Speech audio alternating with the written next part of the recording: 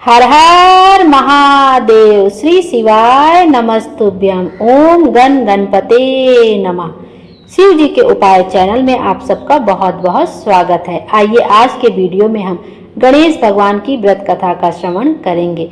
बुधवार के दिन गणेश भगवान की विधि विधान से पूजा अर्चना करने के बाद बुधवार व्रत कथा अर्थात गणेश जी की व्रत कथा का श्रवण अवश्य करना चाहिए। गणेश जी को दूर्वा बहुत अधिक प्रिय है, तो पूजन के दौरान गणेश जी को 11, 21 या 51 जितने भी दूर्वा हो सके गणेश जी को दूर्वा जरूर से जरूर समर्पित करें।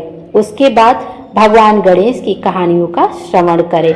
आइए अब गणेश जी की व्रत कथा का श्रवण करते हैं। गणेश भगवान की यह कहानी पति की लंबी उम्र का आशीर्वाद देती है और हर भाई बहन को खुश रखती है।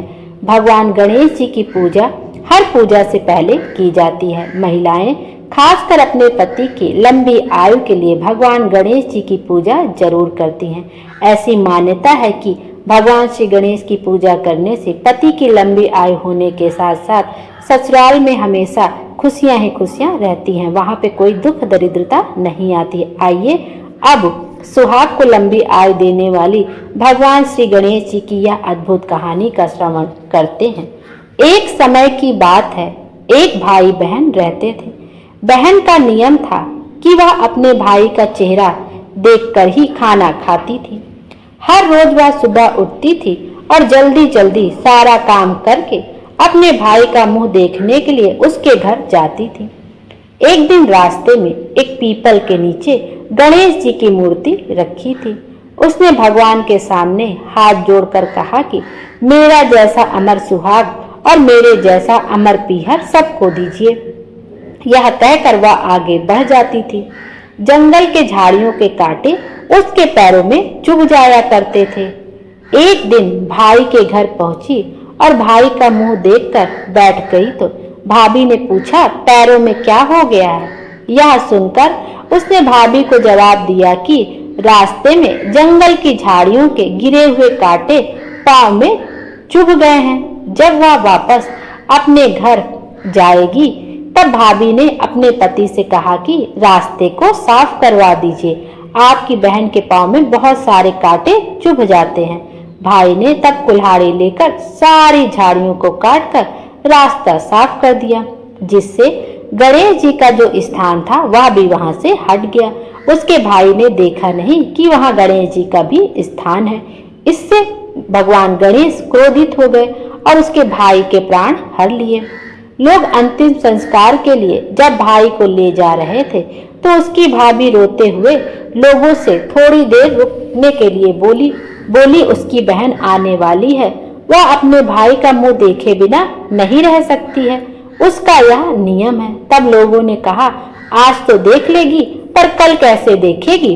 रोज दिन की तरह बहन अपना सारा काम काज निपटाकर अपने भाई का मुंह देखने के लिए जंगल में निकली। जब जंगल में उसने देखा कि सारा रास्ता साफ किया हुआ है, जब वह आगे बढ़ी तो उसने देखा कि सिद्धि विनायक गणेश जी को भी वहां से हटा दिया गया। तब उसने जाने से पहले गणेश जी को एक अच्छे से आस्थान पर बैठाकर अच्छा सा आसन देकर उन्हें स्थान दिया और हाथ जोड़कर बोली, भगवान जैसा अमर सुहाग मेरा है और मेरे जैसा अमर पीहर सबको देना।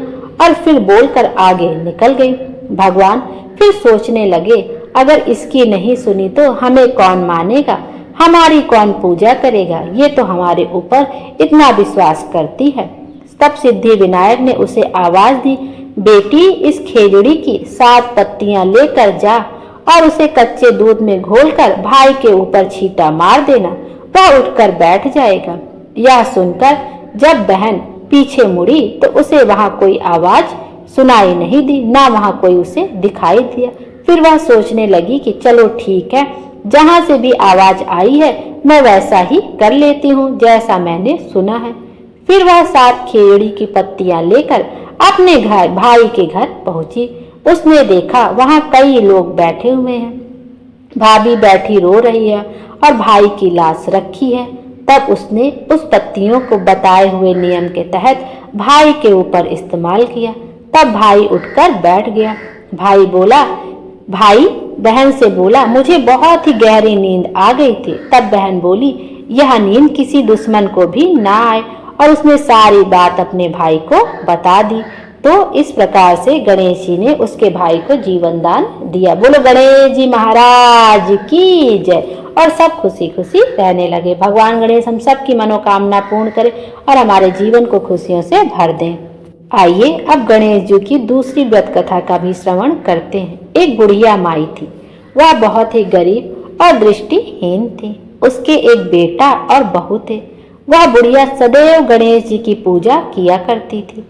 एक दिन गणेश जी प्रकट होकर उस बुढ़िया माई से बोले, बुढ़िया माँ, तू जो चाहे सो मांग ले। बुढ़िया माई बोली, मुझे तो मांगना नहीं आता, कैसे और क्या ही मांगू।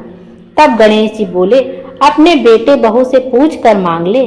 तब बुढ़िया ने अपने बेटे से कहा, गणेश जी कहते हैं तू कुछ मांग ले, बता मैं क्या मांगू।